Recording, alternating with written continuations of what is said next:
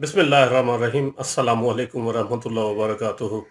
नाज़रीन ग्रामी, गवर्नमेंट के लिए सरकारी मुलाजमीन बड़ा सॉफ्ट टारगेट होते हैं।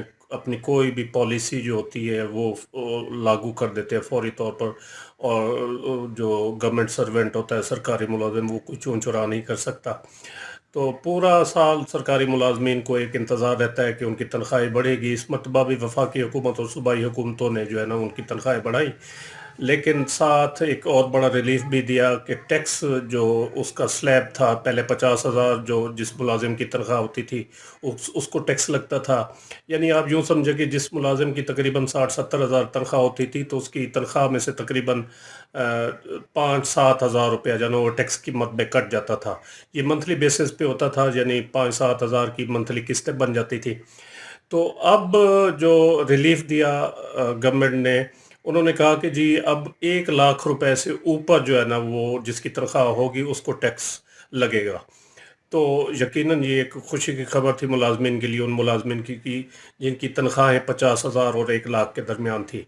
अब सुनने में ये आ रहा है, बल्कि कन्फर्म ये हो चुका है कि गवर्नमेंट ने जो टैक्स रिलीफ दिया था, यानी 50,000 से बढ़ाकर 1 लाख रुपया किया था, जिसकी सालाना तनख्वाह 12 लाख या मंथली 1 लाख होगी, तो उसको ख़त्म किया जा रहा है IMF के दबाव पर।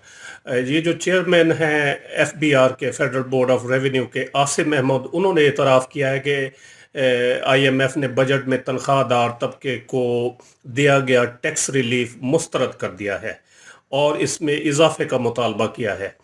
और उन्होंने कहा कि फाइनेंस बिल 2022 में तनख्वाहदार तबके को तकरीबन 47 अरब रुपए का टैक्स रिलीफ दिया गया था गवर्नमेंट की जानिब से, जिसे IMF ने नामंजूर कर दिया है। अब पार्लियामेंट हाउस में उन्होंने गुफ्तगू करते हुए कहा, एक वेबसाइट है प्रो पाकिस्तानी उनके साथ, कि IMF के साथ ये रिलीफ मुस्तरद किए जाने के बाद FBR इसमें तब्दीलियां तजवीज़ करेगा, क्योंकि हुकूमत के पास IMF का मुतालबा मानने के सिवा कोई और चारा नहीं है। चेयरमैन FBR ने मजीद कहा कि तनख्वाहदार तबके के लिए बजट में जो 47 अरब रुपए के रिलीफ का ऐलान किया गया था, उसे ख़त्म करने के लिए FBR टैक्स स्लैब्स के नए मॉडल्स जो है ना वो वज़ा कर रहा है दोबारा।